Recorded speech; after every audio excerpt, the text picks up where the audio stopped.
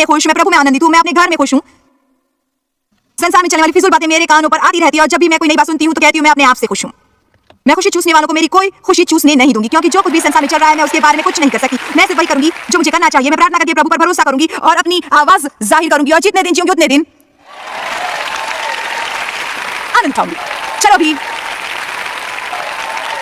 जल्दी मुझे कैसा लगता है? मुझे आपको पकड़ने पर उकसाना नहीं। जो मुझे टीवी पर देख रहे हैं वो ये ना सोचे कि मैं यहाँ के लोगों से बातें कर रही हूँ। अब उठिए और अपने भीतर की वो पुरानी निराशा की भावना त्याग कर कहो, आज का दिन प्रभु ने बनाया है, मैं उसमें आनंदित रहूंगी। मैंने अपना मन सिद्ध किया है। यूहन्ना 10:10, चोर आता है सिर्फ हत्या, चोरी और नाश करने पर। यीशु ने कहा मैं आया हूँ जीवन देने ताकि आप जीवन का आनंद लो, और वो भी बहुतायत का जीवन देने ताकि वो उम्र कर रहे। अब अविवाहित हो तो अपनी आजादी का खुलकर आनंद लो। अगर आपको बाहर जाकर कुछ खरीदना हो तो आपको घर फोन करके पैसे खर्च करने तो किसी से इजाजत नहीं मांगनी होगी। देखो अब आप जो चाहो कर सकते हो,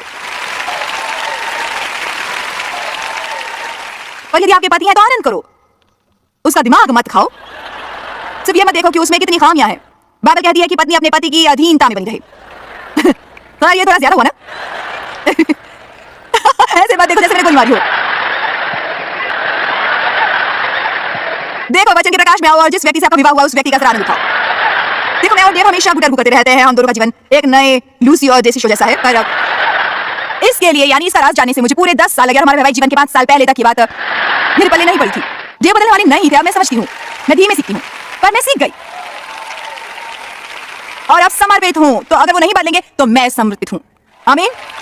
अब हमें इतनी समझदारी है कि हमने तय किया है कि अब हम काम समझदारी से करेंगे। मेरे काम मैं करती हूँ, उनके काम वो करते हैं। कई बार जब वो घर लौटते हैं तो मैं कहती हूँ देखो कहीं और जाओ, शुक शुक शुक शुक, मुझे आजादी चाहिए। आमीन। आपकी पत्नी है तो उसके साथ सौम्यता से पेश आओ, उसकी कद्र करो, उससे जताओ कि वो अमूल्य है। मेरे पति रोजाना मुझसे कहते हैं कि मुझे चाहते हैं रोजाना। वो हमेशा कहते हैं मैं अच्छी दिखती हूँ। ऐसा कभी नहीं हुआ कि मैं इस मंच की सीढ़ियों से नीचे उतरी और ने मुझसे नहीं कहा तुम्हारा संदेश काफी अच्छा था। चलिए भी आप उसे प्रोत्साहित करो जो आपकी बीवी है।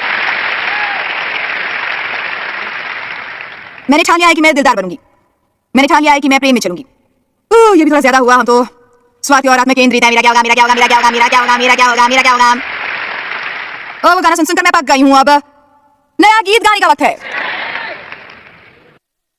मैंने ये ठान लिया है कि मैं हमेशा प्रेम में चलूंगी। मैं लोगों के साथ सही तरीके से व्यवहार करूंगी। मैं लोगों को अमूल्य समझूंगी। लोगों के साथ सही बर्ताव करना ही प्रेम है। बाइबल के कुछ पन्नों का जिक्र करने का अर्थ प्रेम नहीं है। लोगों के साथ सही बर्ताव करने का अर्थ प्रेम होता है। उग्रता छोड़ो, उग्र और